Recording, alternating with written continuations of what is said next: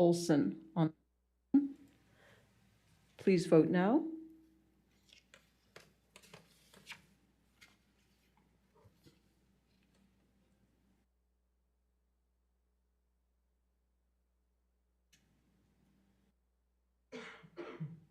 Motion carried 7-0. I'd like to begin this evening by offering my thanks to our town staff who worked in partnership with our colleagues in Rothesay and with the Kennebecasis Regional Police Force to ensure that we held a fun and safe Santa Claus parade a couple of weeks ago. I was pleased to participate in the parade along with Deputy Mayor Scryer on the town float, and we certainly had lots of happy little faces looking up at our super float. This was an enjoyable, albeit slightly chilly night for everyone who came out. I am glad we were able to bring a little joy into the lives of our residents during this holiday season. I also want to remind everyone that our fantastic holiday dreamland is in full swing right here at the Arts and Culture Park at the Town Hall, and I encourage everyone to visit over the Christmas period. Unfortunately, our outdoor rink is not operational at this time, and with warm weather in the forecast this weekend, we don't expect to see it up and running, hopefully until the middle of next week. I was pleased to take part in 2 special presentations recently. It was an honor for me to represent the town at the unveiling of a plaque in memory of Bob Laver beside his beloved canteen at the Quispamsis Memorial Arena. Bob's wife, Pat, his son, Darren, and Joe Donnell, a member of our Community Services Department, who is a close family friend, also took part. It was wonderful to see so many positive comments and memories of the Candyman on our Facebook post. I was also thrilled to present a check to the Kennebecasis Valley High School Lady Crusaders hockey team, which went toward their annual tournament that was held over the weekend at the Qplex. We are always happy to support sport tourism in our community. So thank you to everyone who took part in helping to organize the parade. It was a wonderful success, and we look forward to people coming and visiting our dreamland. So moving forward, Councillor Donovan, would you please give the treaty acknowledgement and moment of reflection? Certainly. We would like to respectfully acknowledge that Quispamsis exists on the traditional territory of the Wolastoqiyik, Maliseet, and Micmac people whose ancestors along Passamaquoddy tribes signed peace and friendship treaties with the British Crown in the 1700s. We would like to take this moment to pay respect to the elders, past and present, and the descendants of this traditional territory. And may we remind ourselves of the important work we have before us tonight. May we make good decisions without prejudice or bias, and always in the best interests of our community, which we are here to serve. Thank you, Councillor Donovan. Moving on to item number 4, disclosure of interests. Seeing that there are none, we will move on to presentations, item number 5. And seeing there are none, we will go to public hearings. Item number 7, minutes of the previous meeting, November 16th, 2021. Councillor Donovan. Thank you, Your Worship. I'd move that the November 16th, 2021 regular meeting minutes be approved as prepared. Thank you. It's been moved by Councillor Donovan, seconded by Councillor Thompson. On the question, seeing there are none, please vote now.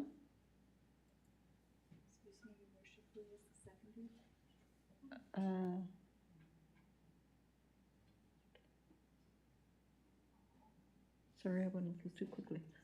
Councillor Miller. What's it? Thompson. Thompson, okay. Yep. Thank you.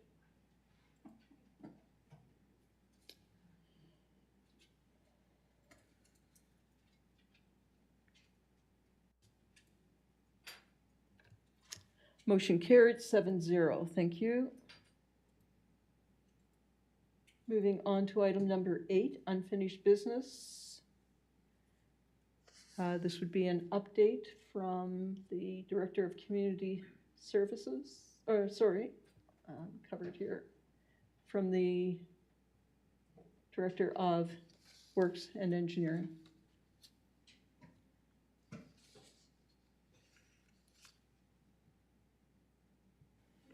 Your Worship, as we get to the close of the summer traffic monitoring program, one item that we have been requested to provide an update was the Queensbury Drive traffic review.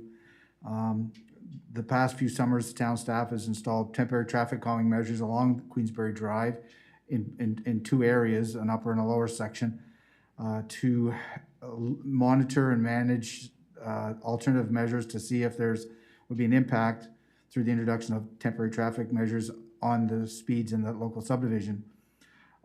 As part of the process, we would follow our traffic calming policy, which is a defined and legislative process that we've got in place now, where we take it through a few approved steps, identifying the complaint, looking at the issues, developing a traffic calming plan, implementing the plan, monitoring and follow up. It's based essentially on the fact that we would have the opportunity to present our findings to the public. As we all know, this past year has been somewhat challenging to get regular and consistent application for large gatherings of residents. And unfortunately, this past year, we have not been able to properly engage the residents along that particular street to get their feedback on the temporary traffic measures that we're using. We did not feel that it would be appropriate to presume what council would want to see or the residents would want to see on that street without the public process, and for that reason, there were no street calming initiatives identified in the 2022 street capital budget. We have had some feedback with respect to the measures that we've put in place. We will be investigating some alternate measures to try in locations. And to that end, what we are recommending is that we continue with the alternate traffic calming measures on Queensbury Drive, with the mind that we hopefully will have the opportunity to have an appropriate traffic feedback session with the public at large, and ensure that the sessions are provided in advance of the budget process, so that we then can have an opportunity to identify to council what the residents may feel is appropriate, identify a cost associated with that, and then ultimately bring it back to council for approval should they wish. Now, I think the item to remember is that where it is a public process and then a public engagement process, our policy looks at engaging all or as many as the residents that we can, and looking to receive at least 50% plus one of approval of whatever methods are chosen. So theoretically, we could have a public engagement session that does not reach the consensus of the neighbors, and we could be coming back to council with no recommendations. So I think it's appropriate that we have every opportunity to get the public engaged, and we're making the recommendations to push this forward to the 2022 traffic measuring year. Thank you, Your Worship.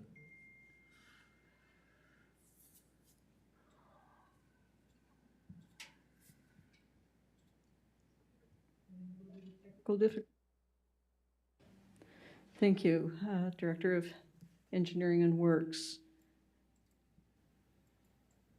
Deputy Mayor Scryer.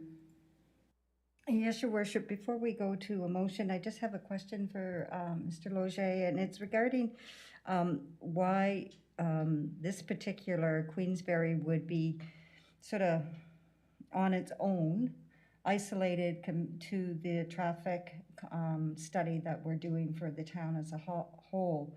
Because wouldn't the traffic study result in various areas of the town that need to be addressed when it comes to speeding?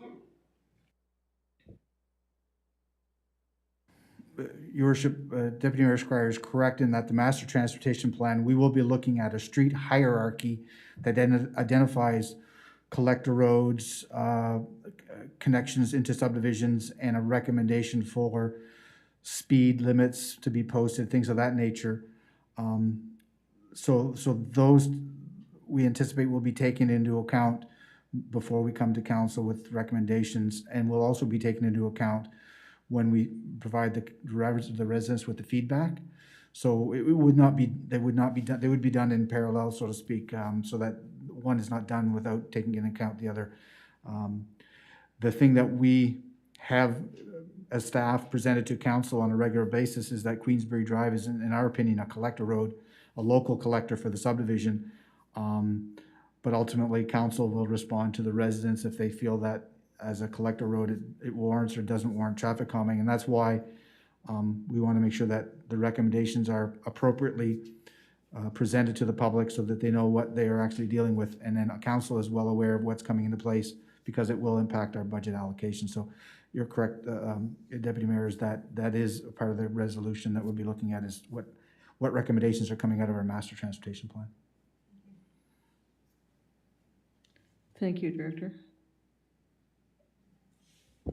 Councillor Miller. Thank you, Your Worship. Through you to the Director of Engineering. I guess my question is there's a couple things. One, we've already studied it for 3 years. We've had 2 different renditions of the bumps, one of the calming, the narrowing. What we're proposing here is to actually do a physical narrowing, which is going to cost us time and money, which is no different kind of than the pylons, with the exception of it's actually filled in, from what I think. So I guess my question is, why I would prefer that we actually have the consultation already, because we've already going on 3 years. This will be number 4 then, and then it wouldn't get done till the 5th. And when we started this, just for context, I live by Queensbury, so years ago we talked about it, and then we changed the speed from 50 to 40. We thought that would help. That didn't help. Then we put the speed flashing sign up there. Now, I shouldn't say it didn't help. People do slow down. Some people did slow down. They were going slower than they were, but they were still going faster. Then we did the flashing sign. Some people sped, and some people seemed to see how fast they could make that sign go. We had people taking pictures that showed it was 70, 80 kilometers an hour. Then we did the speed bumps. Then we did the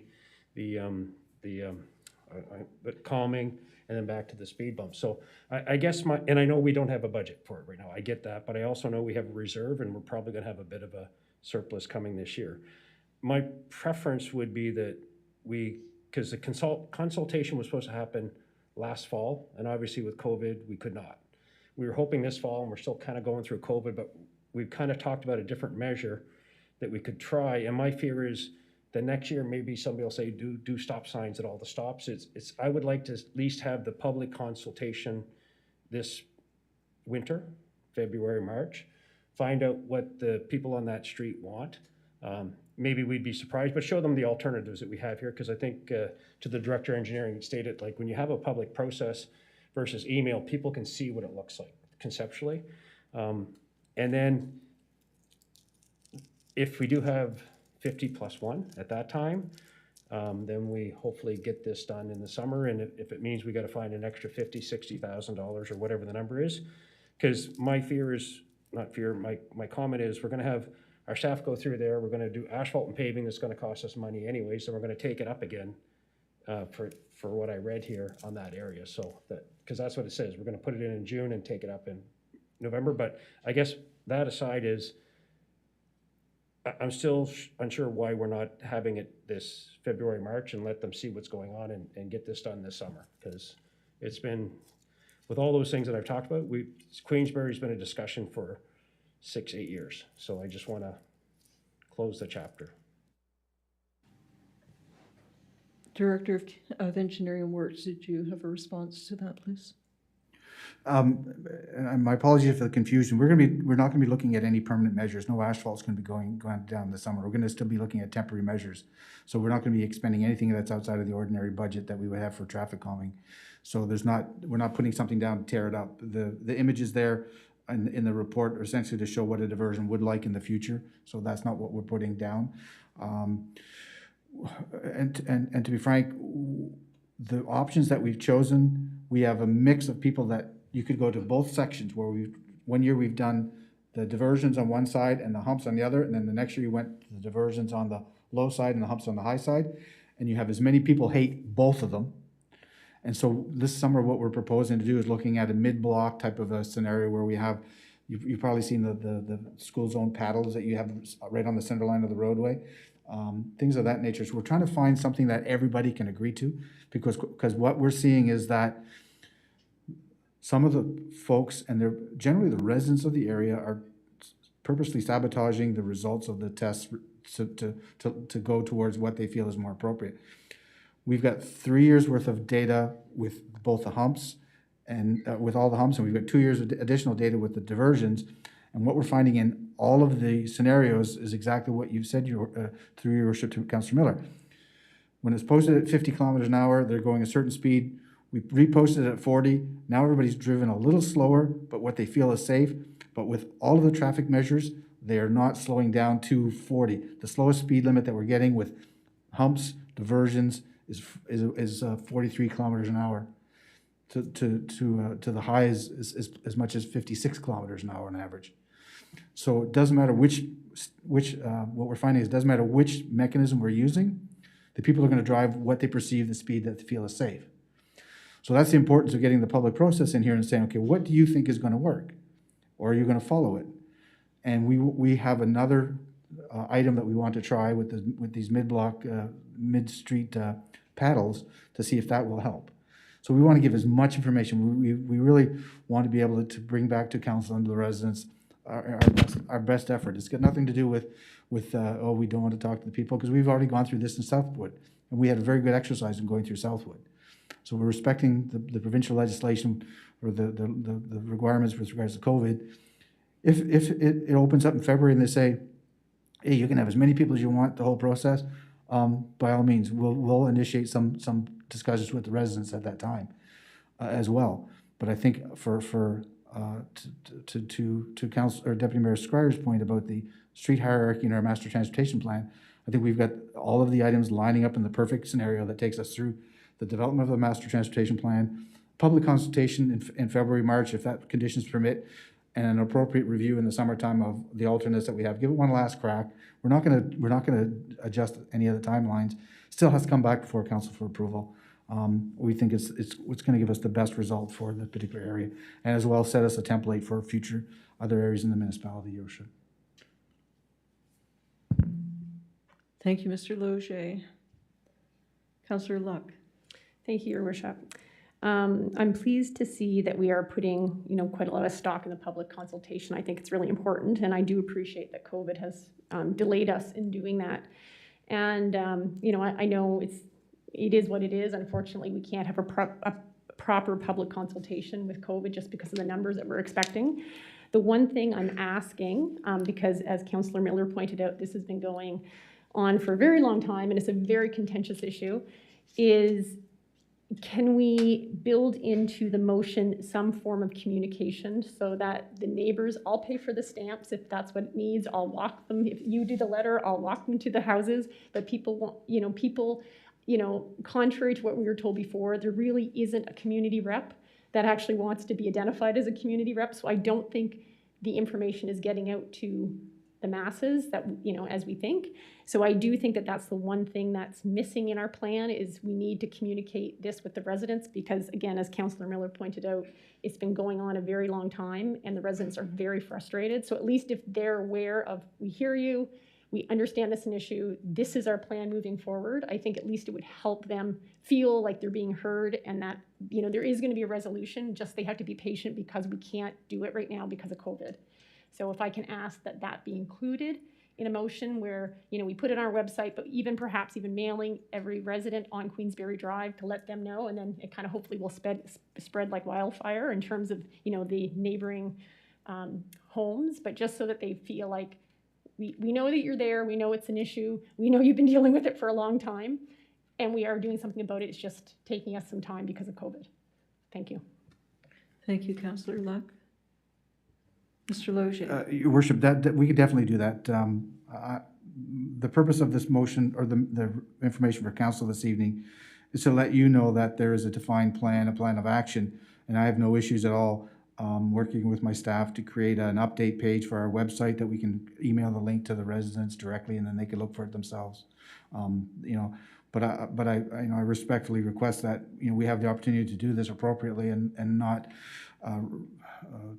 just put something in for the sake of putting something in that we may regret later. But I wholeheartedly agree. If Councillor Luck feels that there are reps who have identified themselves to her, they haven't identified themselves to us, but definitely we can make a link available. We can create that, have all the information up, the relevant information, and then that way they can either look at it themselves or spread it to the neighbors. And I think that's more than appropriate. We can do that, Your Worship. Thank you, Mr. Logier. Councillor Luck, another comment? Okay, yeah, thank you. I just wanted to follow up, so sorry for the confusion. My point was that there is no community reps. I think in the past there were, and we were under the assumption that those community reps were taking the information we were sharing with them and sharing it with other neighbors.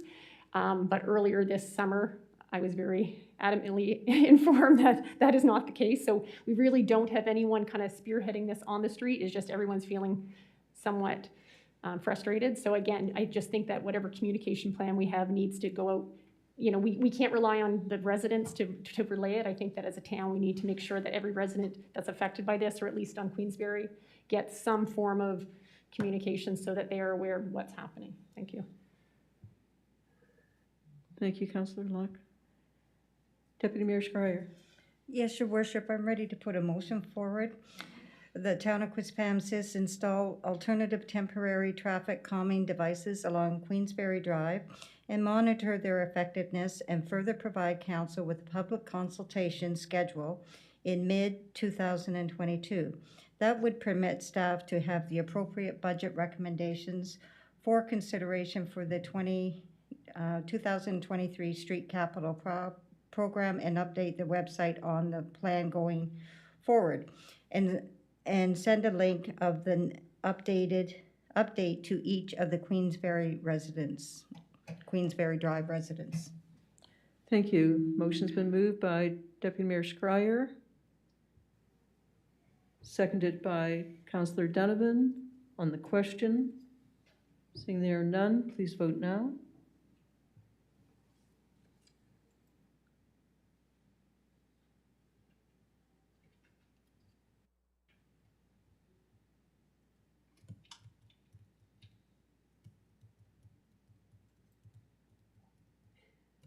Motion carried 6-1. The nay was Councillor Miller. Director of Engineering. Your Worship, I appreciate the comments made by the Deputy Mayor, but I cannot guarantee that we're going to reach every resident on Queensberry Drive. I would hope that the creation of a web link and then the ability to spread that, but contacting every resident is going to require a little more effort than we may be able to facilitate, Your Worship. But we'll make every effort, as long as you recognize that we'll make every effort to do this, but it won't be every single one. The absolute qualifier. Thank you, Director. Moving on to item number 8B, and that is Hillhurst Drive speeding concerns, updated counts and results. Once again, the Director of Engineering and Works. Your Worship, and I've provided the most recent counts to this request of council. This area has been reviewed a number of years, and what we're finding is that since 2002, 2009, again in 2021, we've looked at the area, and the speeds are essentially consistent with what we see with the street on a downhill incline. The speeds are slower going up, they're faster coming down the hill. I think it would have been exacerbated by the construction detour that was there during the construction on the Vincent Road, and since it has been removed. With that in mind, from a staff perspective, it does not have any of the indicators that would lead us to recommend to council that we consider any traffic calming or alternative movements or motions for this particular area. We would recommend that we continue to monitor it on a regular basis and ask the Kennebec Cases Regional Police Force to include the area in the patrols and advise us if they see any changes in their infraction reports. But at this stage, we don't really see a need for immediate traffic changes, Your Worship. Thank you, Mr. Loge. Councillor Miller. Thank you, Your Worship. Just a question to the Director of Engineering, to you, Your Worship. For the whole town, do we have how many flashing speed signs do we have that we can maybe move around? Because I know if we're going to be doing the traffic calming as an example that we just passed on Queensbury, we still got some signs there. Why can't we remove those and put them on Queensbury? And a secondary thought is, yes, we are adding extra police this year, so that should help, but why not have a sign that, going 50 costs you $240, going 60 costs you this, kind of like the rolling stop signs, stop is free, rolling stop is $172.50 or whatever it is. So I'm just curious, in certain areas where we do get certain challenges, I mean, Hillhurst obviously going downhill, but even though I talked about Queensbury that it didn't get to the desired output, by having those flashing signs, it actually did help some people slow down. So I just wonder, how many more can we get, or these things that are going to be, I know we talk about master transportation plan, but is there anything we can move to certain spots around the town? And as a town, are we looking at even, do people know what it costs if you're going 55 in a 40? I don't know, so. Thank you, Councillor Miller. Director of Engineering. Your Worship, the flashing speed signs, we have 4 of them. 2 are essentially quite permanently located in a school zone. 2 are interchangeable with a level of effort by staff. So far, we've spent some time moving from Squire Drive to Queensbury to, oh goodness, I forget the other one, might have been on Melanie. We have one additional one in the budget for the summer that we can use and install if in another location. So we can look at this particular area to see if it warrants a bit of time there. With respect to this is how much your speeding costs you. I still fall back to the fact that if somebody wants to speed and they perceive that they can speed and there's no police officers around, they will speed or stop at a stop sign or yield the right of way, and it's driver habit that does this. So I think the enforcement is going to be the key to this particular scenario. The sign tabs the police had asked to install at our stop signs at intersections, they acknowledged are not TAC approved and essentially are illegal. But we agreed that it would be some type of a awareness issue for them. But they, in turn, agreed that they would be around to enforce those particular locations. So that's going to be the problem, is that enforcement associated with your worship. But as far as additional flashing beacon or flashing radar signs, we do have one in the budget, and we can look at this particular area. Thank you, Mr. Loge. Deputy Mayor Scrier. Yes, Your Worship, just a comment that we can see we spend an awful lot of time trying to get people to slow down in Quispamsis. And a lot of money and effort goes into traffic control on behalf of the town. And I'm just wondering, I know in the budget that there was an approval for 4 new police officers, and my understanding that they're going for traffic control. I'm wondering if we've had any communication from the KV police about how that's going to roll out and when it will roll out, so that we can, when we're talking about enforcement, putting, what it costs for a fine, where we can coordinate with the police to make sure that there's a communication program going out for the residents to slow down. Yes, that is in the works. It was just in this 2022 budget moving forward for the hiring of some traffic officers. So again, we certainly know that they've been designated as traffic officers. And that's something we can discuss at a later time with the chief and so forth. Councillor Donovan. Thank you, Your Worship. I had actually, this is an item that I had discussed with the resident in question. She was super adamant and felt very strongly about having the speed limits changed, and I can understand her point. And at the same time, though, I can certainly appreciate the work that the Director of Engineering and his staff had put in to give us this information. I certainly respect that, with the understanding that the KV Police will be, including this in some of their regular traffic patrol routes.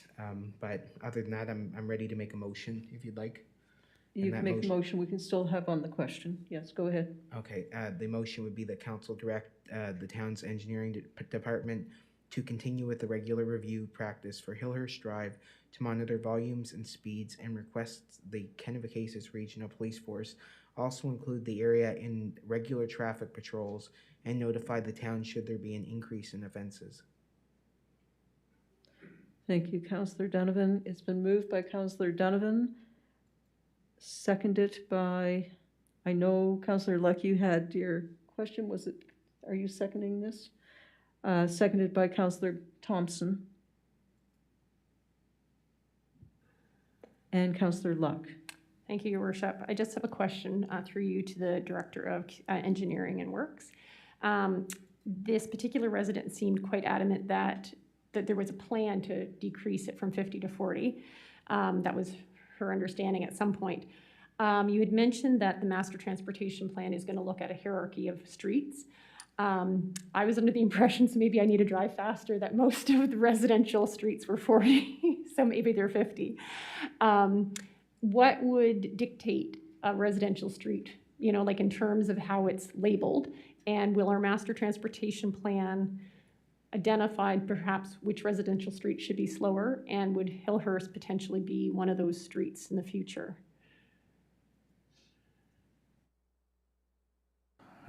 Through Your Worship, the transportation master plan would look at the hierarchy based on the volume of traffic on the street, where it is in the subdivision. Is it at the entrance where it's logical to assume that most of the subdivision is going to be entering through that particular area? It'll look at available width, it'll look at the right-of-way that's available, it'll look at any other street attributes, whether it's a walking lane, a future bicycle lane, things of that nature that we want to incorporate into that hierarchy, and they'll make recommendations on that basis. In my opinion, Hillhurst being a local street going into the subdivision would not be classified as a minor local street. It would be it's probably a local collector. So I would imagine that it would probably remain in that 50-kilometer-an-hour posted limit.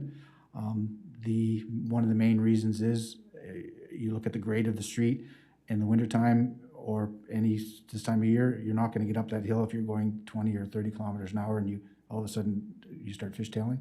So there's those types of things to take into account.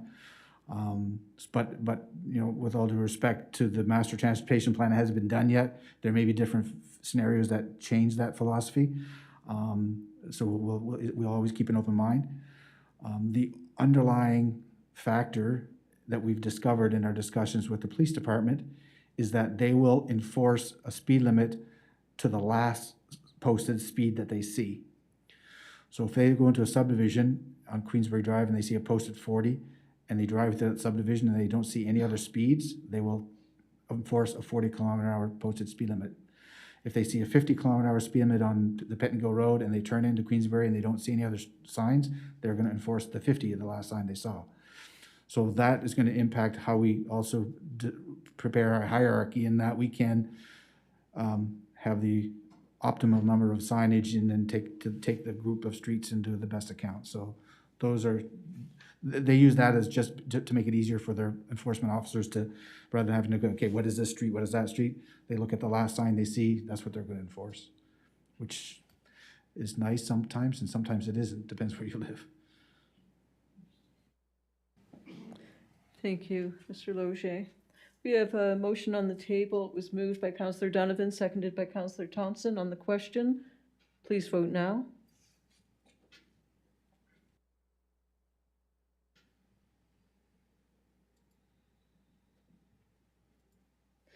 Motion carried 7-0.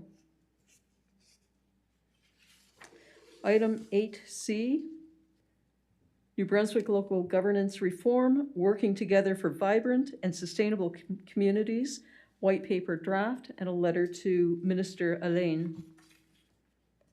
So you have the letter in front of you. Deputy Mayor Schreier. Thank you, Your Worship, and I'd like to thank you for taking the time to get us a draft, to get the conversation going on the white paper that's affecting so many municipal reform across the province. There's one area of the paper that I felt that was left out, and I would like to discuss that tonight, and that has to do with climate change. And that would probably fall under, they have 4 pillars, one being the structure, and then there was the regionalization, finance, and one was land use. So I would say climate change would fall perhaps under land use and also under regional collaboration. I would like to see that we recommend to the minister that climate change be put on the paper. That is very important. Municipalities are the frontline people on the scene for climate change. We've seen flooding happen, we've seen ice storms, we've seen droughts. So I think it's very important that climate change be included in the white paper. The province has an opportunity with these new municipalities that are being developed to get right on the right foot right at the start with climate change. In Quispamsis, we have been working, yourself and Councillor Olson, on the Climate Change Committee with smart energy communities, and it's been really enlightening what we're, things that we've been able to do, how to get people to reduce our carbon footprint. So I think it's important that it be included.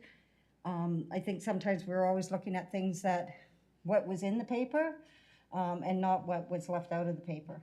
And so I would really like to see that added to this paper, the draft response to Minister Allen. Is Thank that a you very motion, much. Deputy That Mayor? is a motion for that to be added to the letter. Did you get that, Ms. Snow? Add it to the I want it added to the letter.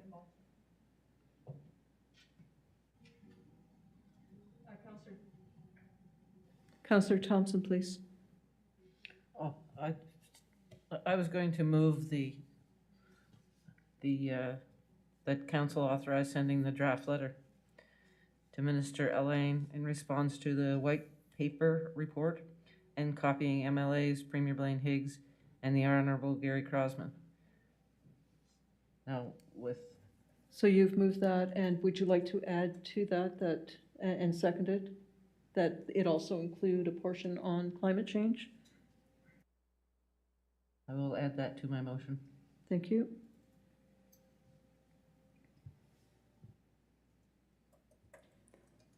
Mr. Loge. Your Worship, to the Deputy Mayor's comments, and if she recognized in the white paper, there's a provision for the pillars of support, but one of the items was also for municipal vision and municipal policy statements. And we've been advised, a municipal planning officer has been in discussion with officials from the province, and I've been in discussions as well. The treasurer and I were at an asset management conference that the province is actually incorporating the climate change issues under their planning provision, so that any of the regional commissions, service commissions that are formed will have policy statements, policy directions provided to them, and one of those directions will be climate change initiatives. So they are taking it into account. It may not be specifically identified in the paper, but it is one of the municipal planning principles that they will be providing to the regional service commissions once they are formed to make the basis of their decisions upon. Just for clarification, Your Worship. Thank you, Mr. Loge. We will leave the motion as it is. Yes, Your Worship. The only other one I thought might want to be included in our motion is the Federation of Municipalities. A copy of the letter, I'm sorry. Not the Federation, I'm sorry, the union, the New Brunswick UMNB, Union of Union of Municipalities. Municipalities of New They may Brunswick. be very interested in what we're sending to the minister. Okay, thank you. Is that an amendment again?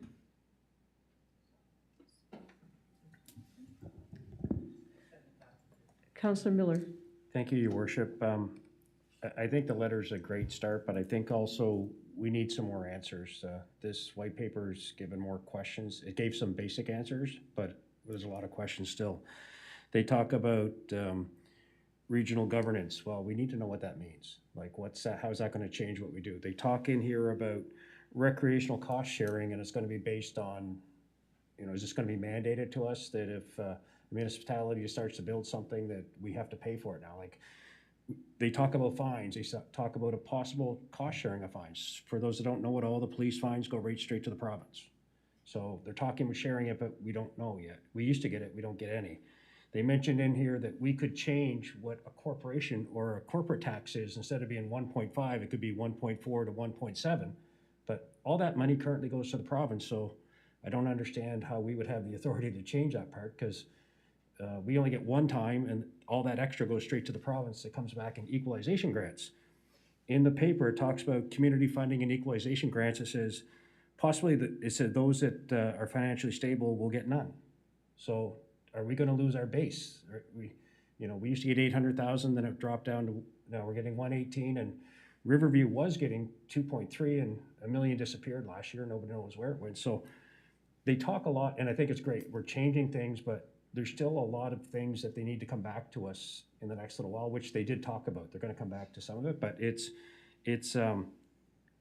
there's a lot of, I don't know, like the commercial taxing, the recreational cost sharing, that we need to see what the governance is going to be. So I guess it's more to come. It's a start, but we also need to see as these things roll out, and how does the mayors have any say in it? Does regional commissions have any say in it? Or is this going to be talked to us? So and I know the answer is probably no, but it's a good start. But I was hoping after all those years of discussion that there'd be, the boundaries was their key goal. I get that, but there's still a lot of what ifs. Police and fire, I understand that. That's pushed off till 2024, 2023, depending on what they're talking about. So, yeah, it's a lot to put in there, but I guess we need more information soon, and hopefully we get it prior to it just being announced that day, but maybe not. So Thank you, Councillor Miller. And a white paper is a white paper, so basically this is what the government has presented to each of our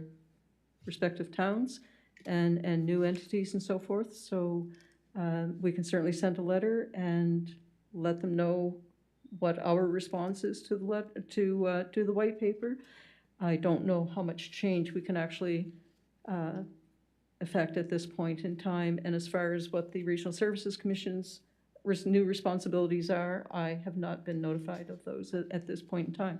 So we have a motion on the table, I believe. Do we? Yes. Okay. Councillor Thompson moved. I'm waiting for the second. Okay, so it's been moved by Councillor Thompson, and we are waiting on a seconder. Deputy Mayor Schreier. Thank you. So it's been moved by Councillor Thompson. Would you like the motion? Are you okay with that? Okay. So we have motion on the table. On the question, please vote now.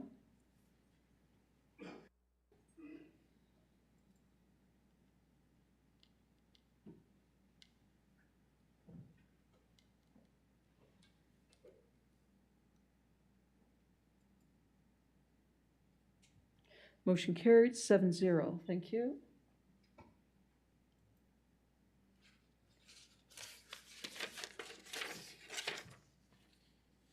And the next item is a request for an update pedestrian crossing. Mr. Loge. Your Worship, just to help council with the last request to the province, there was some question as to the status of the arterial compared to the Hampton Road, and where the province seems to be deferring a lot of the decisions, some of the initial work to the municipality, subject to their ultimate approval.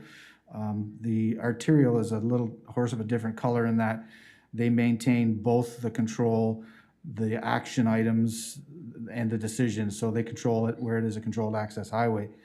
and so the municipality has no function on that road as it's currently classed. So when it comes to our requests to look at different locations for pedestrian access, ultimately, we expect that the province is going to want to see some type of a traffic analysis or a warrant analysis for the crossing. It'll have to be submitted to them for approval. The only thing that they don't do is pay for it with all that control, and we've learned that when we dealt with them for Squire Drive. So just to give council some direction, it was essentially, once we figure out where we want to have crossings, we will look at what it would take to create that, what the impact would be from a traffic perspective, then make that application to DTI, and then they ultimately would approve it, and then unfortunately we would have to pay for it. So it was mainly just a clarification of the steps that we envisioned happening for access across the arterial, Your Worship. Thank you, Mr. Loge. Deputy Mayor Schreier. Your Worship, I would move that once the master transportation plan is completed, and if any recommendations include specific points of access for consideration, council can identify priority locations for submissions to DTI for discussions on jurisdiction and warrant or permitting requirements.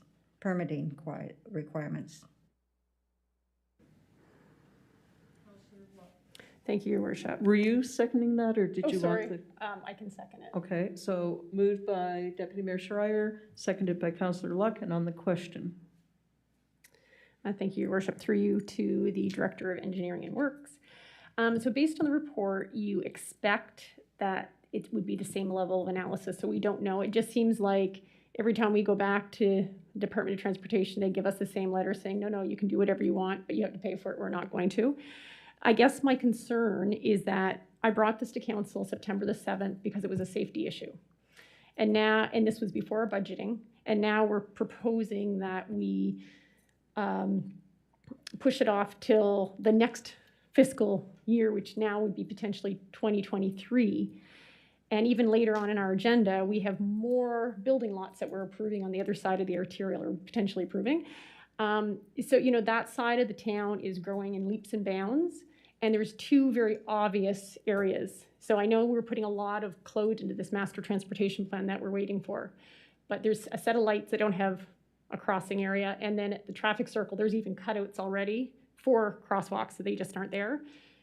And I guess I just am very concerned about safety and putting it off until 2023 when we're seeing this huge boom in residents that are on the other side of the arterial that still can't safely walk. No matter where they go, they could walk up the arterial.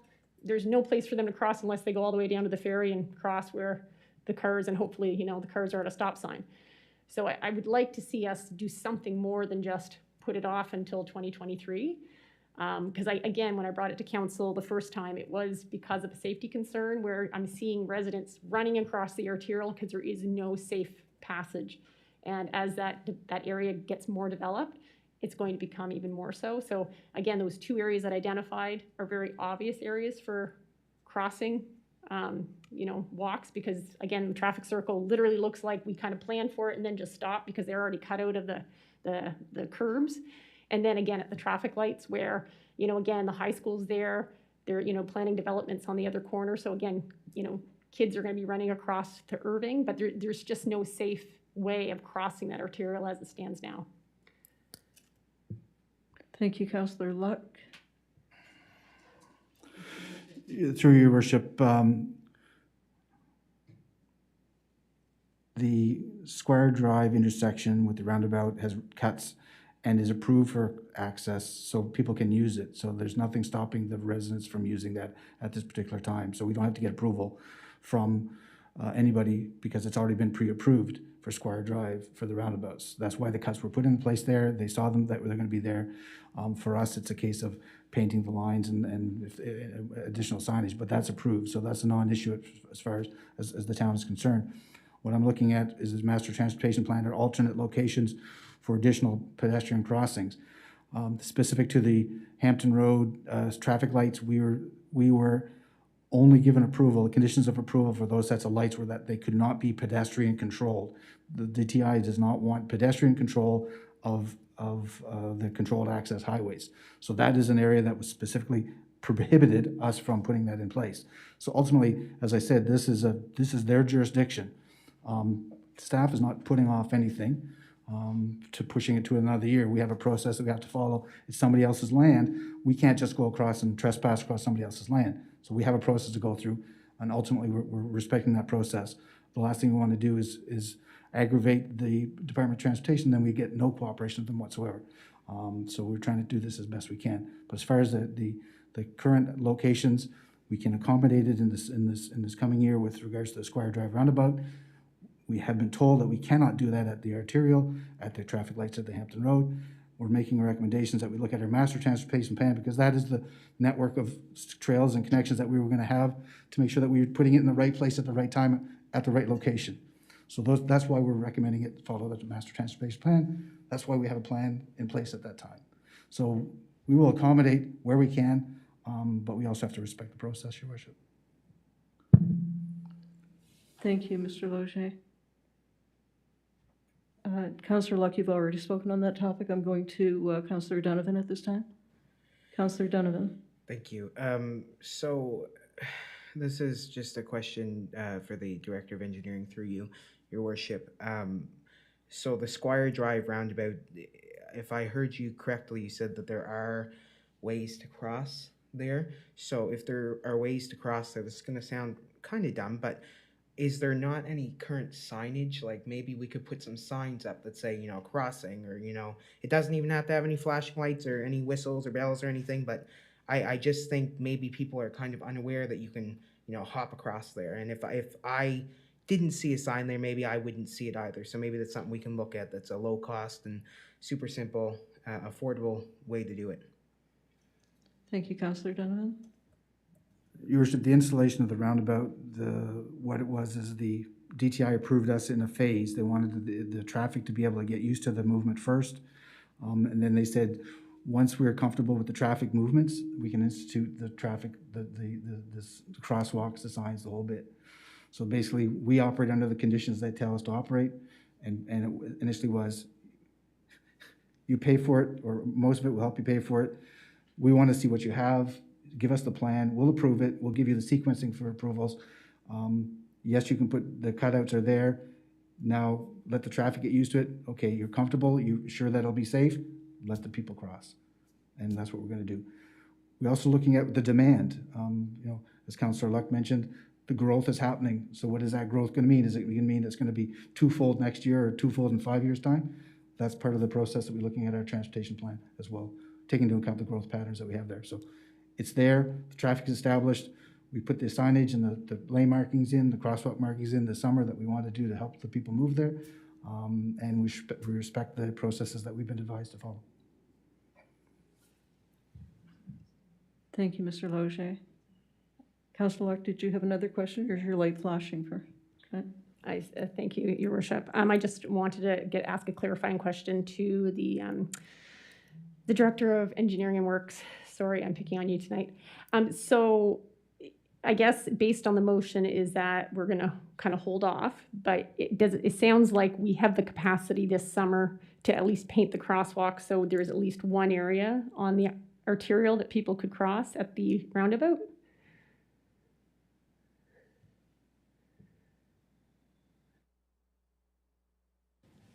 So the roundabout was intended to be done this summer regardless of the motions of council this evening, because it was part of the phased construction of that roundabout. Again, maybe it's my misinterpretation because I wasn't at the meeting that the request was being made or the discussion that was had. It was forwarded to me, some clarification on Route 119. But I was under the impression that council was looking at alternate locations for future plans. When we develop our master transportation plan or our AT plan, we were going to have opportunities to make connections across the arterial. How do we do that? It sounds like DTI just saying to go across wherever you want because they're doing that on the Hampton Road. So my purpose of my correspondence to council was to say, no, there is a process. If there's new places that are going to be recommended as part of our transportation network plan, we'll make those requests at that time. I didn't realize that you were looking for all of the locations where we have crossings now. As I said, the arterial is one where the roundabout was approved, and it was pre-approved, and that's the plan of attack for that particular location, Your Worship. Thank you, Mr. Loge. We've spent a fair amount of time on this discussion. Okay. Well, I just wanted to provide some clarity because I guess the reason I had asked for it to be put back on the agenda was because back in September, we made a motion because I believe council felt that it was a safety issue when we were gonna, because it was a controlled access highway, we couldn't just say, okay, let's put crosswalks in. We were gonna go to DTI and ask permission and where would be the best location. And then in light of that, we've had a few communications back from DTI where it almost sounds like, you know, based on a letter that was sent last year, you're allowed to do whatever you want. So that was kind of why I wanted to follow up, because I'm saying, okay, well, we're waiting for direction from DTI based on the motion that was put in September. That was kind of why I put it back on the agenda. So, you know, but the motion in September was really about looking at safe passage across the arterial and looking for solutions. So I guess that's, you know, I would hate for us to keep pushing it off because it is more of a safety issue that at some point we're going to have to address. So thank you. Thank you, Councillor Luck. There's a motion on the table, moved by Deputy Mayor Scryer, seconded by Councillor Luck. On the question, please vote now.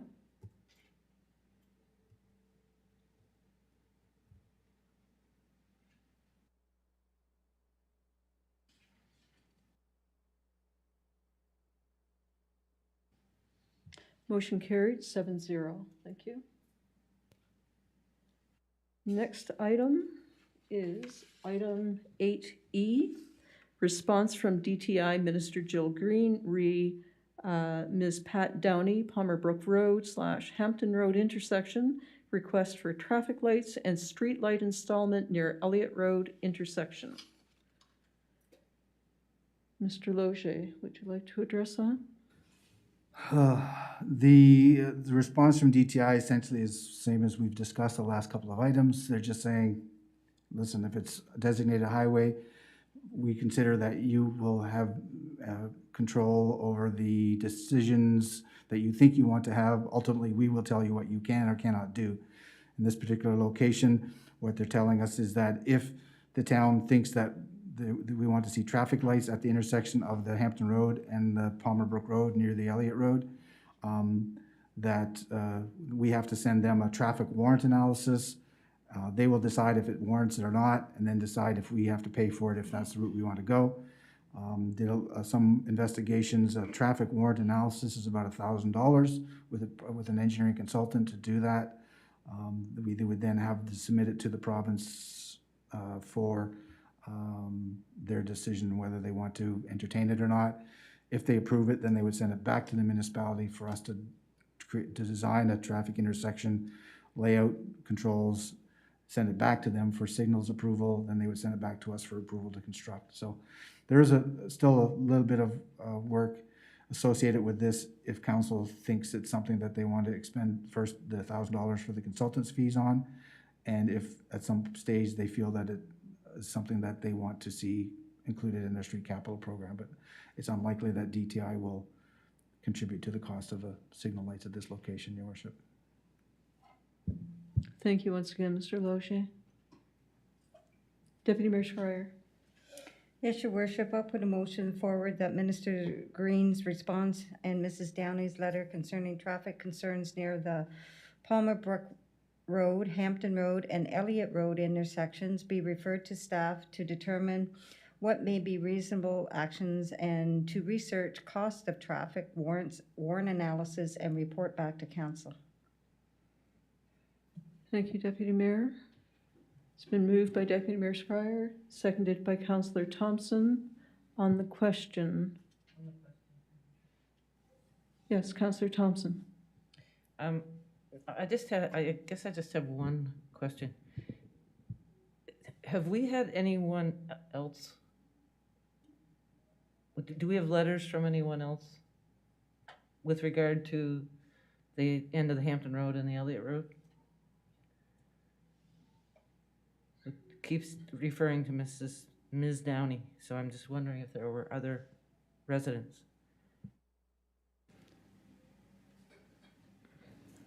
Through your worship, we've had calls, inquiries, but no letters to speak of, and the calls maybe in the last 10 years, maybe 3 or 4 calls.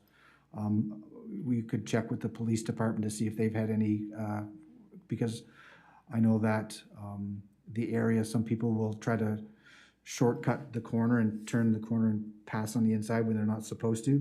And I believe that those have been the main basis of the calls, because people are making that turn and bottoming out because they're in the gravel, and they're calling the town to complain that they can't make the turn because the shoulder's all washed out.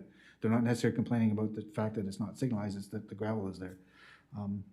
So no calls to speak of in the last few years, like I said, unless the police have received different calls. And with respect to the motion, the traffic warrant analysis are about $1,000 through a consultant. Thank you, Mr. Loge. On the question, it's been moved by Deputy Mayor Schreier, seconded by Councillor Thompson. On the question, seeing there are none, please vote now.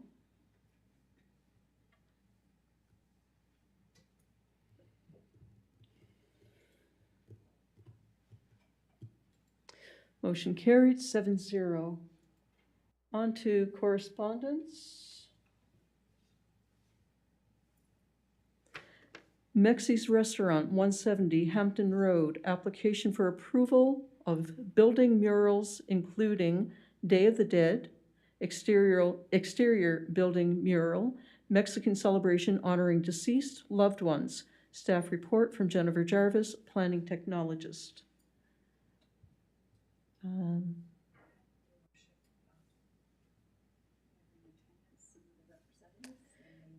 We do have Mr. Sapola. I don't know if there's anyone else here representing this particular item.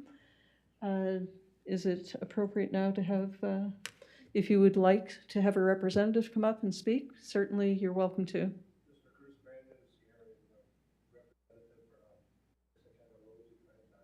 Okay.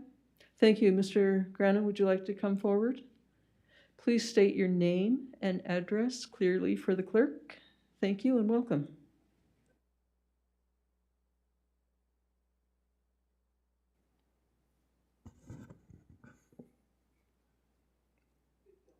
Okay. As far as the mural goes, we did put up a, because I know that it's something new to the area. Some people might not recognize what it actually represents. So we did put a information up on our social media page just so that we could have somewhere to show people sort of what it is and what it represents. So Mexicali Roses used to exist here in St. John, as you guys may or may not remember. It's now been rebranded Mexi's, and with that rebrand, the Day of the Dead and the imagery that goes with it is a big part of that.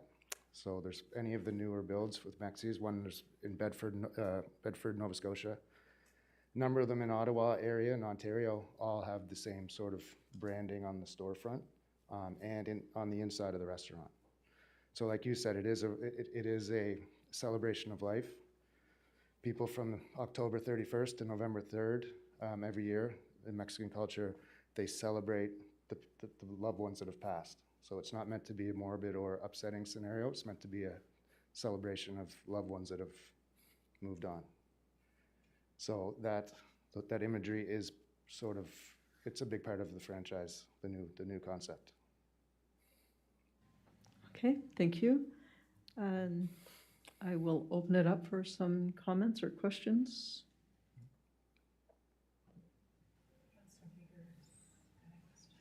Pardon me? Oh, okay, we'll go to Councillor Bigger. Thank you very much, Your Worship, and thank you to Mr. Grannon for being present tonight to give us a little update. And I just wanted to say that I've had numerous residents, friends, folks that I've bumped into talking about the change of venue there from the Pizza Delight over to Mexi's, and what I'm hearing generally speaking is that people are very excited. I think that we have a town that is always glad to see, commercial growth in the service industry and in the restaurant industry, probably especially because we all like to eat good food, and Mexi's is a great brand. And so I just wanted to say I'm excited about this. I think they're striking visceral images, but they're with cultural heritage, and I appreciate the explanation, and I just think it's a great thing. So I just say congratulations and hope it'll work out well. Thank you, Councillor. Councillor Olson.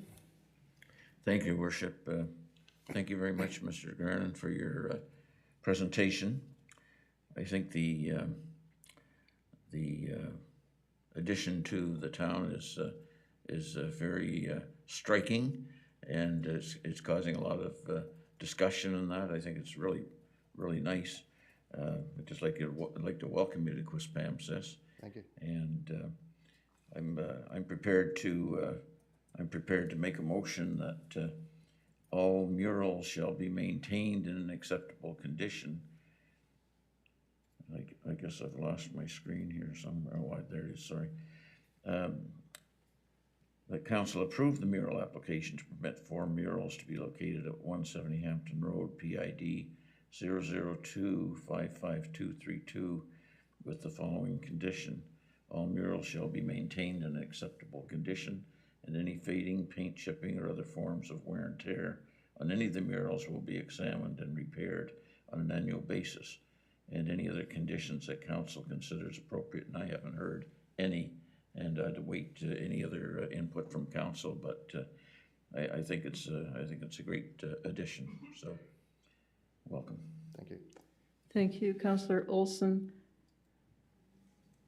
It's been moved by Councillor Olson, seconded by Councillor Thompson. On the question, Deputy Mayor Schreier. Yes, Your Worship, thank you. It's not so much on the question, well, a little bit. First of all, welcome to Quispamsis. Okay. And I can tell you that my 8-year-old granddaughter knew exactly all about the mural because there's a movie called Coco. Yes, exactly. And she told me all about it. So I said, okay, that explains the mural. So thank you and welcome to Quispamsis.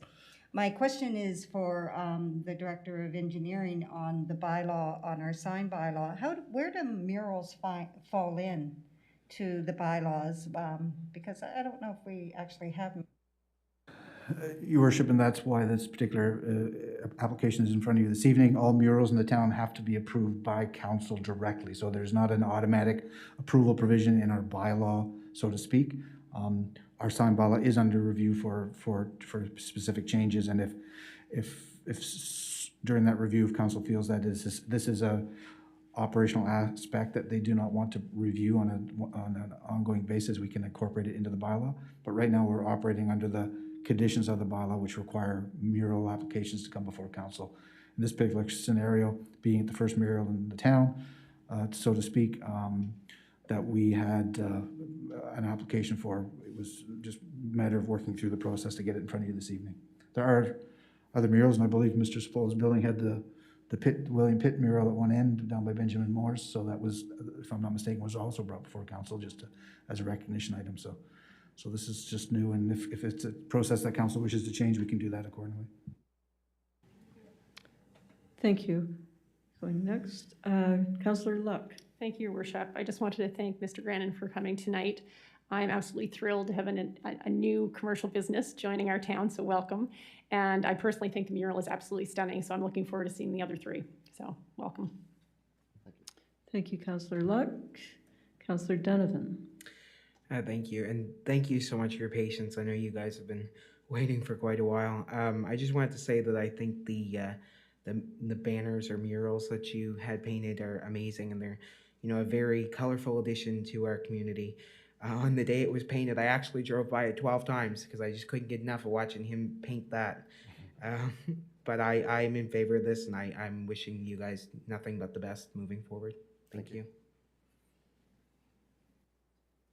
Thank you, Councillor Donovan. We have a motion on the table. It's been moved by Councillor Olson, seconded by Councillor Thompson. Councillor Olson, did you have something on the question? No? Okay. Okay, I got you. All right, please vote now.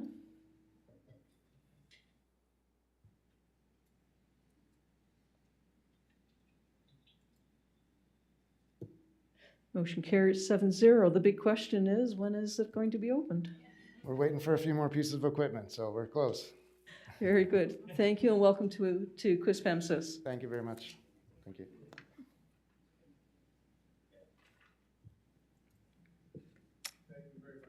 Okay. Moving on to item B, application to amend developers agreement, David McKenzie, Ascension Elevating Devices Limited, 355 Hampton Road, addition of accessory building and additional staff. Staff report from Jennifer Jarvis, planning technologist. In attendance, we have Mr. David McKenzie from Ascension Elevating Devices Limited. If you would like to come to the podium, please state your name and address for the clerk.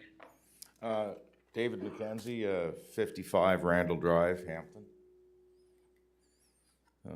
Thank you for seeing me here today.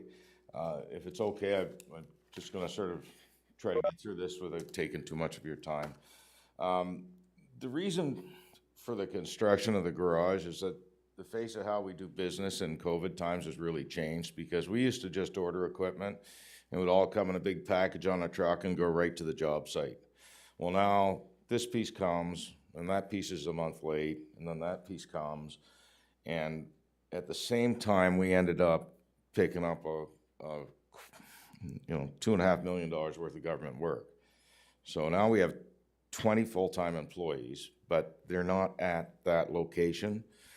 But we have all these jobs that we have demand, and the equipment is just dribbling in drabs. So when we bought the property, we put one C-can back there for tools and just small parts, and that got too full, so we grabbed another one, we threw it in. And I saw a roof for sale really cheap, and we had a couple of trailers that we used to haul gear, and I thought, well, it'd be nice to be able to keep the snow off them so they don't collapse in the winter. So I bought that, and that sat around for a while. And then this year it got crazy busy, and I really apologize. I didn't even think about permits. I was just trying to keep everything going. And I actually installed the roof myself, because you can't get anybody to do any work. And we threw the roof up, found a couple of framers, and we're just trying to close it in for winter, because we have, $50,000 elevator machines and controllers and stuff like that can't get wet. And if they're on site, then I can get them to the guys in a timely manner. So really the only conditions we want amended is we have 6 office staff. We have 14 or 15 techs, but we only have 3 or 4 coming in the mornings, and they're just coming in to be dispatched to maintenance or pick up little tools. Most of these guys are working out of town in Fredericton or Moncton or St. John, and they're not there. There's no work being done on site. There's no grinding or welding or building or constructing. There's none of that. I have 4 full-time office ladies, and we have FedEx and Purelator dropping in and dropping parts off that we send off to jobs. Once in a while, we have a big truck come with some big equipment, and these guys are really great. They just back right in, right up there, and we help them unload it. So a lot of this is driven by COVID, and some of it's driven by how busy we've become. So just to go on, like the road we're located on, part of the issue, I think, from one of my neighbors is that it doesn't fall into the nature of the neighborhood. And it was originally the main highway. That was a Trans-Canada highway. The building in question is 170 feet back from the road. And you really almost can't even see it unless you turn like 90 degrees down to see it. Blue, it maybe wasn't the best color, but it was my company colors. And I just thought build something that looks decent and nice in there. And it's really basically a 3-car garage is all it is. So both our neighbors on either side have given us letters of support, like we help them and with little tools and stuff, and we're just good neighbors, right? Um, so to me, it's a stretch to describe our neighborhood as residential in the traditional sense, because within 1 kilometer of our doors are 3 large churches with large paved parking lots, a hockey arena, baseball field, again with commercial parking, 2 separate seniors residents, 2 schools, 2 daycares, 2 beauty salons, and just the list goes on. I did an informal survey the other day, and I drove 3/4 of a kilometer to one side and 3/4 of a kilometer to the other side. So in 1.5 kilometers, there were 12 single-family residents on the other side of the road. In 1.5 kilometers, there were only 12. On my side, there were 26. So 38 single-family residences in a 1.4 kilometer stretch there, and there were 17 non-residential buildings there. There's got to be off-street parking for over 1,000 cars. I mean, we try to be a good neighbor. We're just trying to survive and keep our guys working, keep our ladies working. And I'm a little nervous here because I don't usually do this kind of stuff. But you know, I don't know if you guys got to look at any of the pictures, but I mean, you know, we did our best to make it look good, and we're just trying to keep going.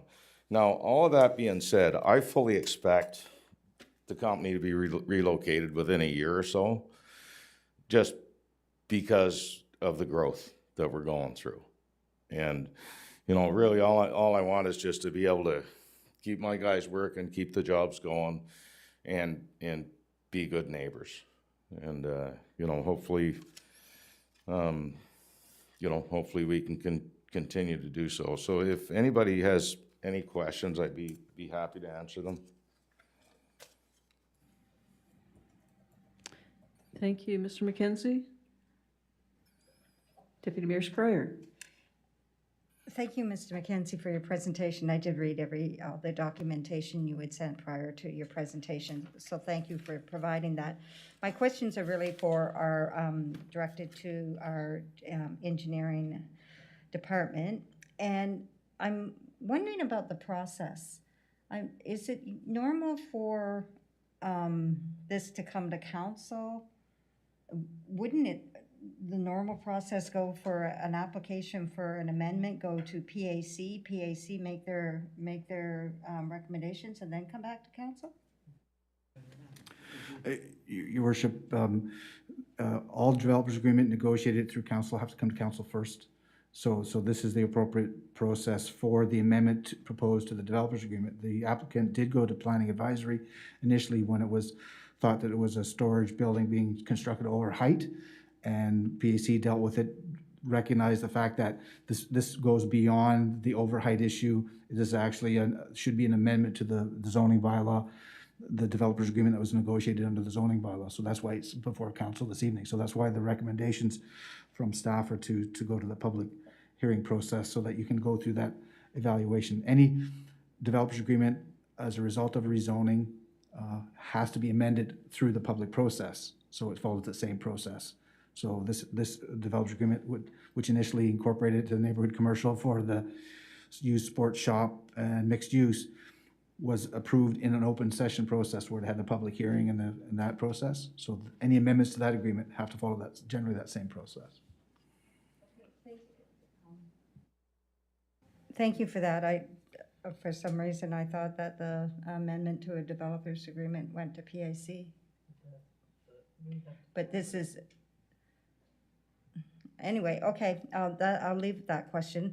My second question is about the actual zoning. So if the zoning is, I've forgotten the name of it, what is it, residential commercial? Neighborhood commercial? Does that zoning revert back on the sale of a property to residential?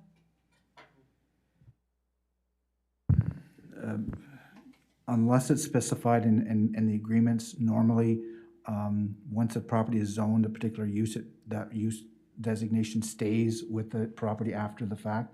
So in theory, the property could be sold and continue to be neighborhood commercial. Council in the past has looked at different conditions that may have conditions specific only to that particular owner or use at the time. Some items are easy to consider, some are not. And again, those types of discussions would be followed up during the public process if council wishes to have that investigated or a little bit more research from staff to provide you with those answers. At this stage, I guess it's to determine if council has the desire to see this go to that public process to get all that information so that you can have not just the staff report, but any additional information from the applicant or any additional information from the residents once the public notice is distributed, your worship. Thank you, Councillor Olson. Thank you, Your Worship. I would move that the council direct the town clerk to refer the application requesting an amendment to the developer's agreement with Ascension Elevating Devices Ltd. to permit on-site storage of elevator parts and increase in administrative staff from 1 to 6, an increase in repair service providers to 4 from the current allowable amount of 1 to 3, and to the Planning Advisory Committee for the written comments. Set a public hearing dated for January 18th, 2022, and notify all property owners within 100 meters of the subject property. Thank you, Councillor Olson. It's been moved by Councillor Olson. Councillor Thompson, are you seconding? Moved by Councillor Thompson. On the question. I see there are none. Please vote now.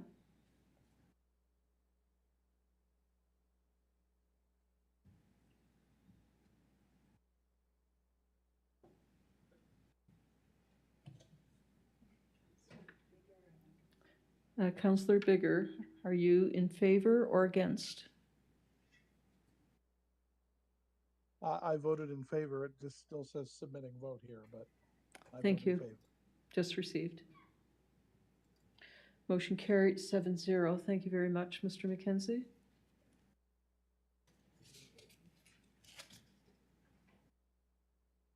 Item number 10, bylaws. Item 10A, April 2021. Amendment number 036-05, an amendment to a bylaw of the municipality of Quispamsis respecting signs, political and feather signs, consideration of first and second reading.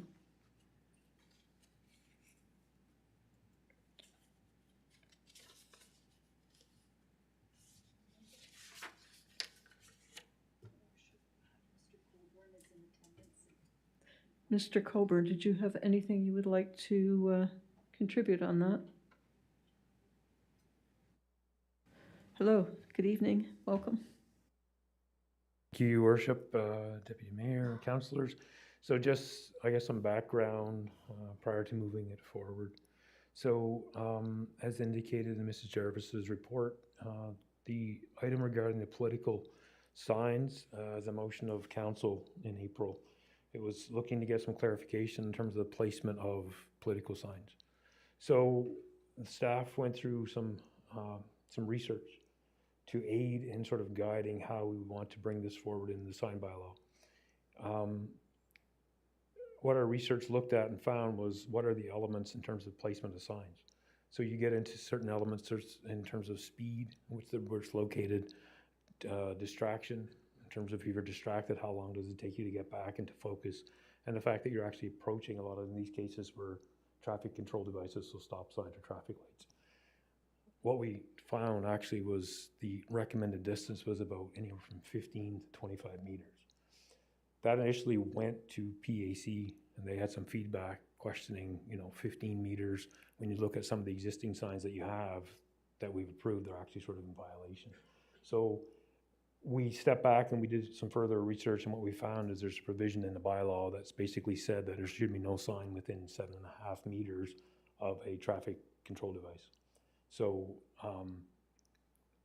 we looked at that, and then we started looking at, okay, what are the speed limits and where are these things being placed?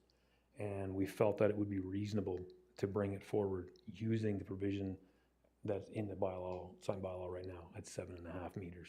So what that does is basically creates a site triangle as is identified in the bylaw amendment, and signs cannot be placed in the public right-of-way anywhere within 7.5 meters of a traffic control device, provided that there is a clear line of sight or a clear triangle where they can be placed. So I believe what we did for the previous election was that any signs that were sort of identified as being of concern, we did notify the candidates and give them an opportunity to relocate the sign before the sign was obviously removed, and we would follow that same procedure. The second item on that list is feather signs. So what feather signs are? They're basically these blade signs or these mobile signs that you sometimes see flapping in the wind.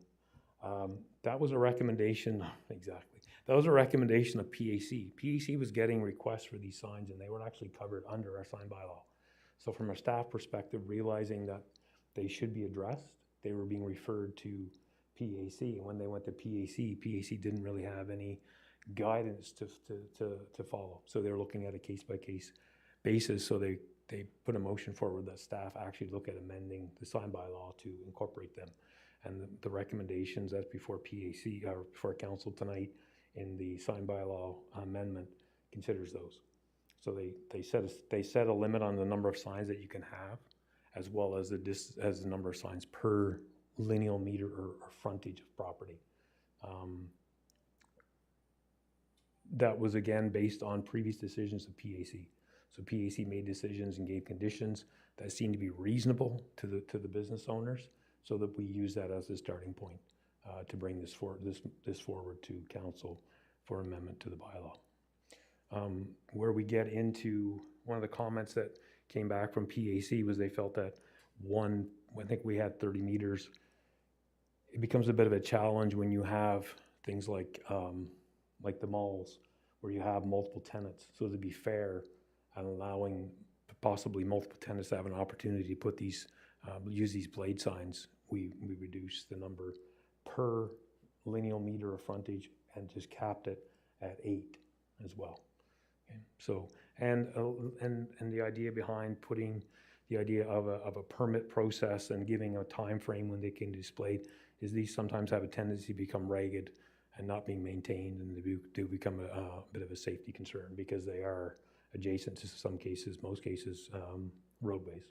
So it just puts the onus and accountability on the people that use them. I'm open to any questions. Thank you, Mr. Colburn. I will go for some questions here. Councillor Luck. Thank you, Your Worship. I have a few questions. The first, the actual draft of the amendment number 5, there's way too much words in the site triangle. There's actually, it basically reads means. So site triangle means an area formed by intersecting street lines joining the point on either street and intersecting street lines joining the point on either street at a distance of 7.5 meters from an intersection. So I think that there's a whole line there that needs to be taken out because it's duplicated. So anyway, I just wanted to point that out. But the second question I have is, it talks about intersecting street lines. So what happens if someone wants to put a sign on a residential street that are not lined, just a residential street that doesn't, this makes sense for a bigger intersection that actually has lines on the street. But how, I guess, looking at a bylaw that a layperson would read and try and interpret, would they just assume that, well, then there's no line, so it doesn't meet the criteria, so I can put it anywhere? So does that need to be clarified a bit more? So if someone's trying to kind of figure out what that 7.5 meters looks like and there's no actual street line, is that clear to a layperson reading the bylaw? When you take the intersection, so you have two streets that come together, it's basically you take the center line of the asphalt or the center line of the road, basically you project those centers together. That is your center point, and you measure 7.5 meters back from that point. Yeah. It's more the way it's worded, that if a layperson was reading this and looking at the diagram, because I know that this was in the bylaw before without the diagram and it didn't really make a lot of sense to me. But I'm just wondering if it's clear enough because it specifically says intersecting street lines. So is it a literal line or is it just the imaginary line intersecting lines? So anyway, I just didn't know if that needed to be clarified.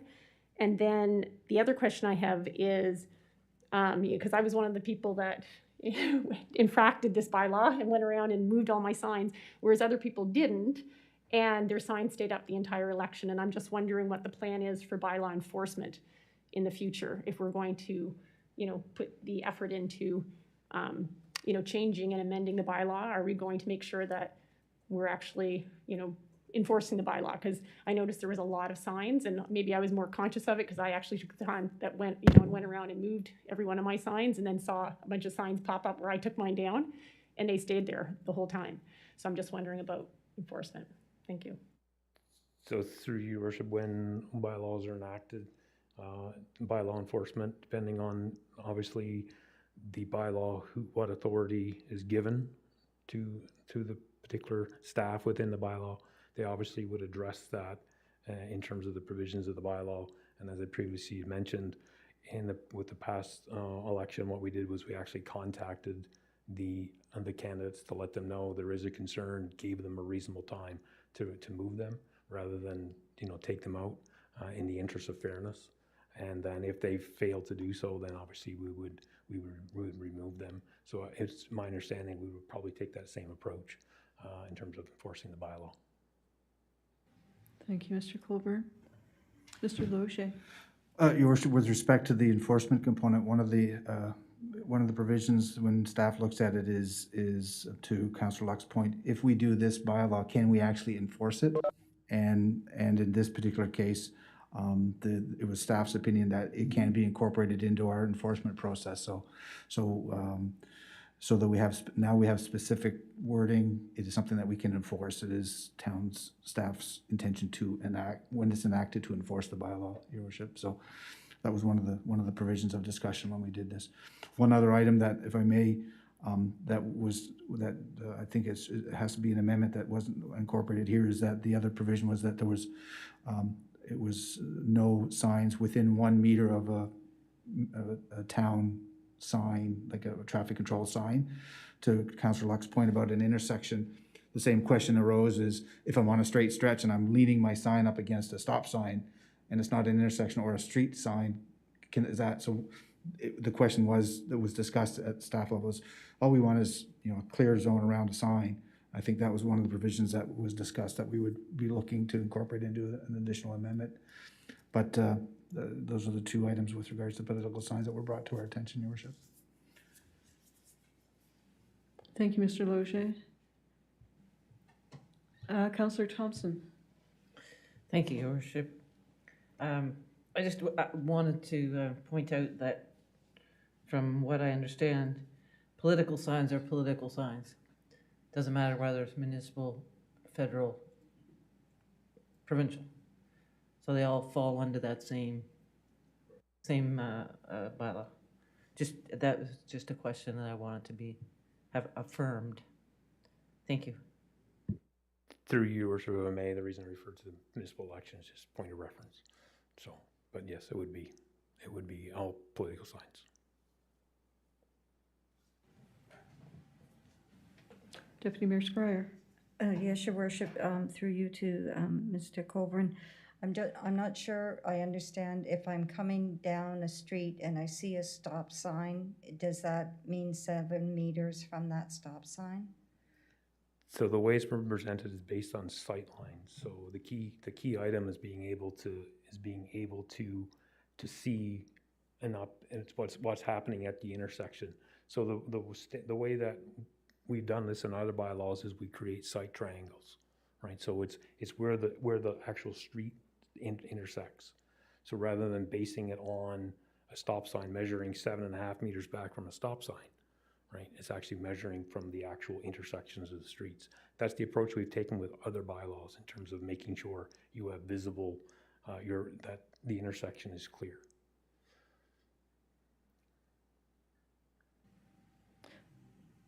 Thank you. Councillor Donovan, your light was flashing. Did you turn it off? Okay, I just wanted to make sure I didn't do that inadvertently. And Councillor Luck. Thank you, Your Worship. I guess I had a question for the Director of Engineering Works, just to clarify something he said. So did you and maybe I misunderstood you. So did you say that you're going to add something else to the amendment in regards to the stop sign, or would this be addressed in this triangle? Your worship, the point I was discussing was that the site triangle is one issue. There was another question if it's just on a regular straight road runaway where there's not an intersection.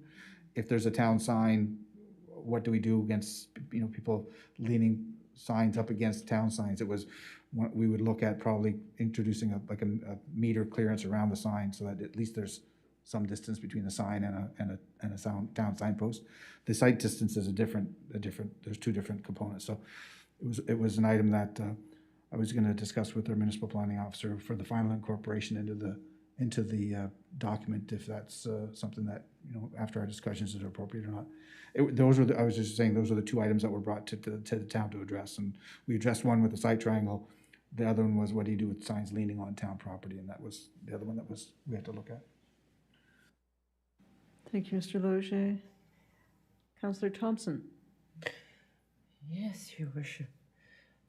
I would like to move first reading to the sign bylaw amendment number 03605 to restrict the location of political signs in relation to traffic control devices within the municipal boundary of Quispamsis, and to provide a definition for site triangles and feather signs in the sign bylaw number 36, and to provide provisions regulating the use of feather signs within the municipal boundary. Thank you, Councillor Thompson. It's been moved by Councillor Thompson, seconded by Councillor Miller. Councillor Miller, did you have And a a question question too. as well? Yeah, I'll second that. And on the question, or just a comment, because I hate political signs, is maybe for the next upcoming election, we actually have a spot on our website where people can come and see who's running for our town as well, because signs can't be recycled most of the time, things like that. So I'm okay with where we're putting them to, but I think 3 or 4 years from now, we maybe should have a discussion on, if people want to see who's running, there should be a nice spot to go, website, here's what everybody is. So, but I second this, and I'm for it. Thanks.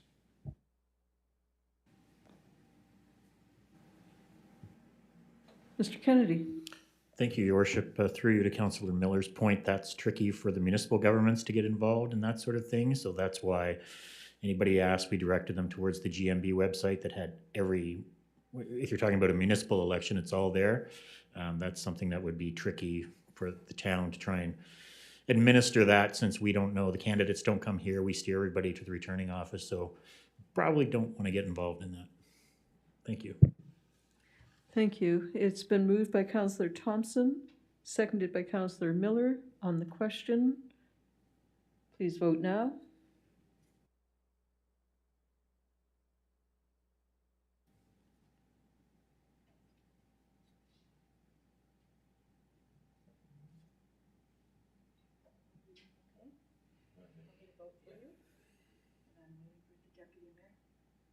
Mine's just flashing. I'm in favor.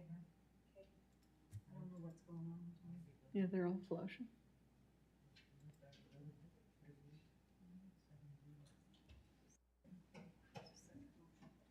What's that? Motion carried 7-0. I'm looking for a second reading to be given to the sign bylaw amendment number 036-05. Councillor Miller. I'd move second reading. It's been moved by Councillor Miller, seconded by Councillor Donovan. On the question, seeing there are none, please vote now.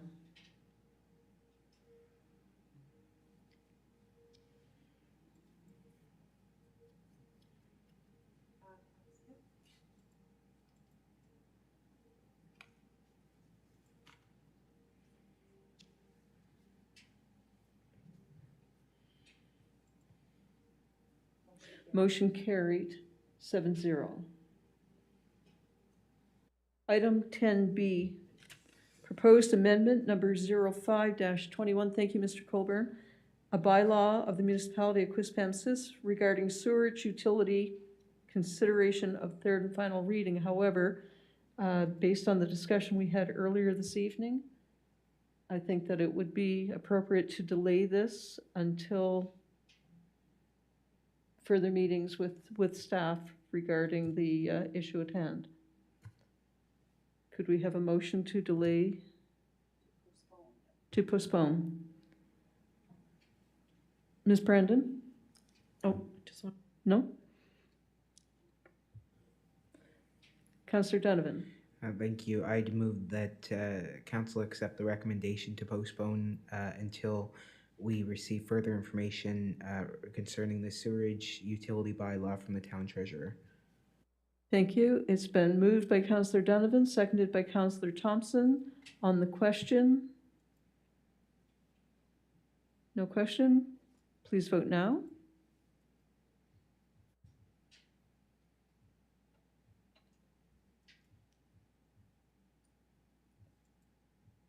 Motion carried 7-0. Thank you. Item C, proposed amendment numbers 24-17, a bylaw of the municipality of Quispamsis respecting water utility, consideration of third and final reading. Councillor Olson.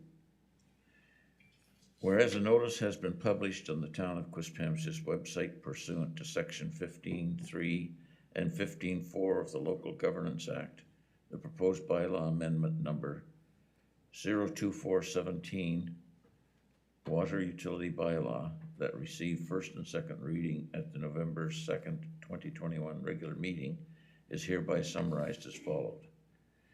To change the bylaw in order to increase the water user fee fixed charge component by 2.98%, with the basic rate going to $243 to $250 annually, with larger meters also increasing about 2.98%.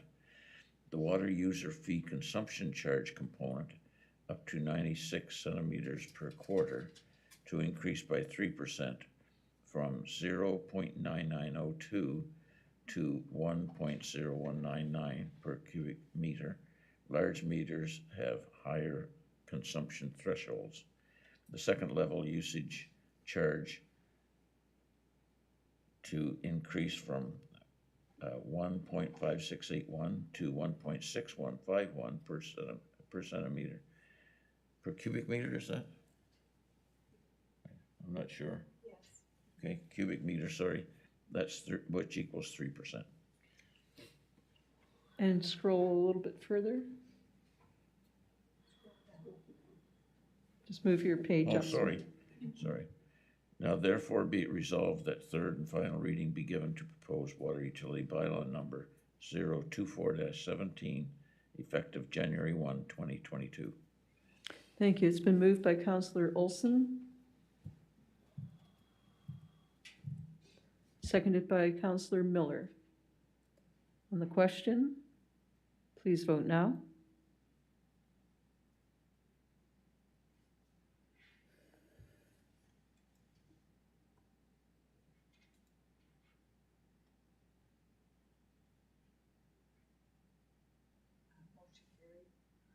Pardon? 7-0. Motion carried 7-0. Moving on to new business. Item 11A, Town Treasurer, Appointment of Auditors, 2022-2024.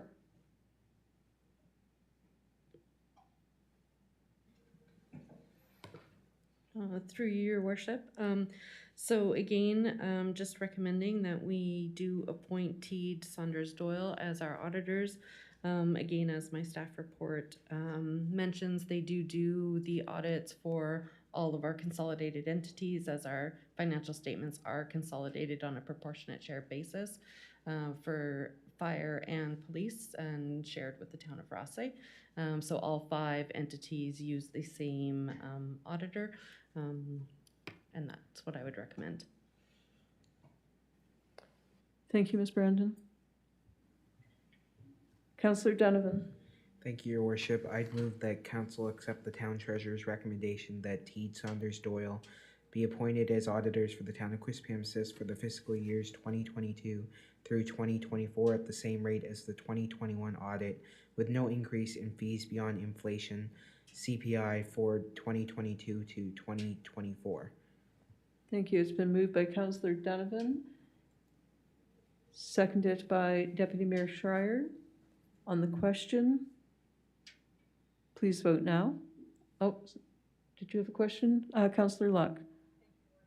I was just curious if, and again, maybe in our processes, we don't need to, I'm not sure, just it came up in a different meeting, about if this is put out to tenure or if this is just like how the process works. I know that they're a great firm and I'm quite happy to approve it. I'm just wondering what the process is.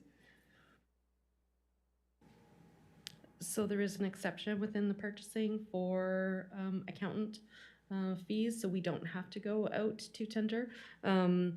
You know, once every few years we will, but it would need to be a consolidated effort with all 5 entities to be able to kind of go to the same auditor, to be able to complete our financial statements in a timely manner. Thank you. On the question, please vote now.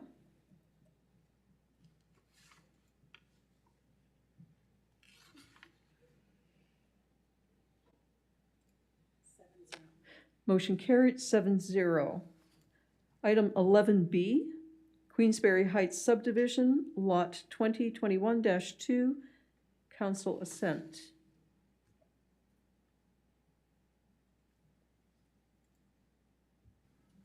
Councillor Miller. Thank you, Your Worship. I'd move that council grant assent to the Queensberry Heights subdivision lot 2021-2 final plan as per section 88(1) of the Community Planning Act, so that the development officer can approve the plan for registration with the province. Thank you, Councillor Miller. It's been moved by Councillor Miller, seconded by Councillor Olson. On the question, please vote now.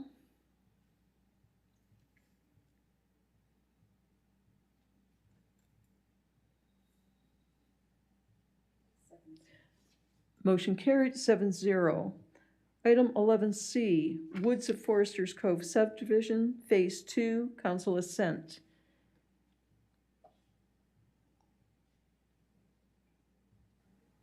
Councillor Donovan.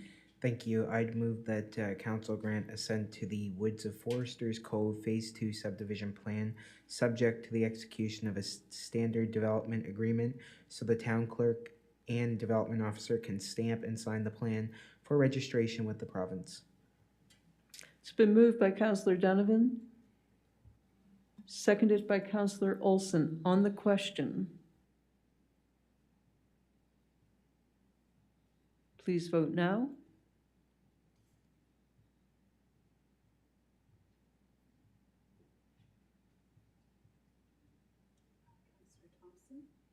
Councillor Thompson? You're in favor? Motion carried 7-0. Item 11D, Kingsview Subdivision, Phase 19, Council Assent.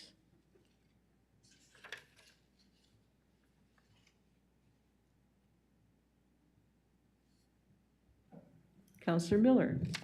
Thank you, Your Worship. I move that council grant assent to the Kingsview subdivision Phase 19 final plans as per section 88(1) of the Community Planning Act, so the development officer can approve the plan for registration with the province. The assent shall be subject to the execution of a development agreement containing specific terms that prohibit the release of building permits until such a time as the developer fulfills all work to the satisfaction of town engineer or designate associated with the construction of the stormwater management system based on an engineered design approved by the town. Thank you, Councillor Miller. It's been moved by Councillor Miller, seconded by Councillor Olson. On the question, please vote now.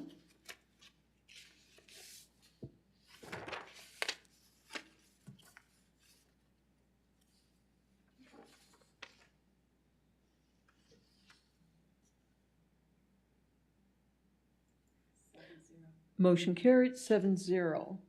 Thank you. Item number 12, reports.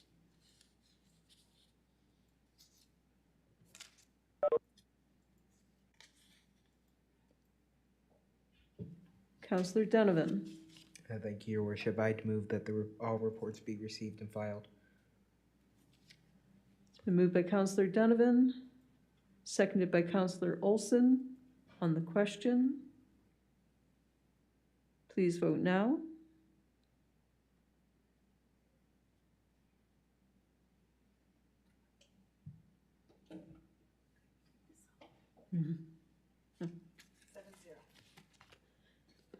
Motion carried 7-0. Item number 13, business arising from Committee of the Whole. 13A, ratification of sponsorship for naming rights of new mountain bike park. Deputy Mayor Schreier.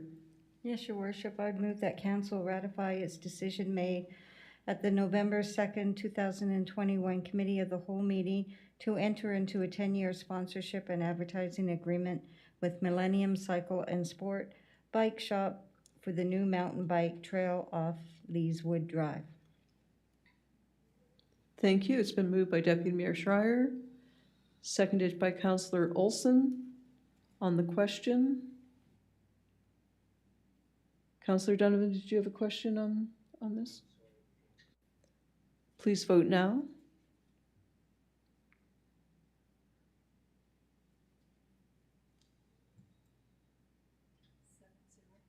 Motion carried 7-0. Item 13B, ratification of advertising and sponsorship for dog park renewal contract. Deputy Mayor Schreier.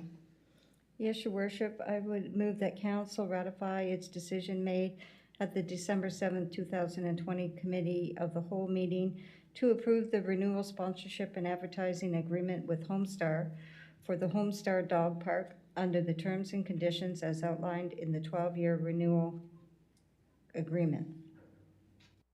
It's been moved by Deputy Mayor Schreier, seconded by Councillor Luck. On the question,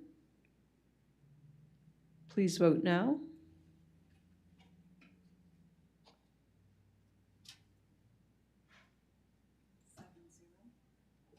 Motion carried 7-0. Item C, A.E. McKay Subdivision, Old Neck Road, bond. Councillor Thompson.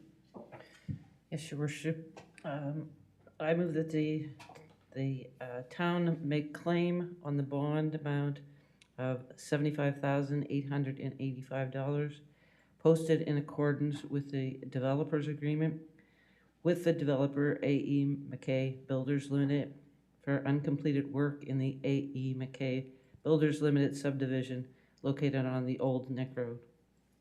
Thank you. It's been moved by Councillor Thompson. We have motion on the table. Seconded by Councillor Miller. On the question, please vote now. Show of hands, Your Worship, A show of hands, those in favor, please. 1, 2, 3, 4, 5, 6, 7. 7-0, motion carried. and the same for the adjournment motion. Okay. So we are now looking for a motion to adjourn, moved by Councillor Olson, seconded by Councillor Luck. Hope everyone finds some joy this week in their day. All those in favor of adjournment, please raise your hand. Motion carried 7-0. Have a good night, everyone. Safe travels. Somebody is in that washroom, Aaron.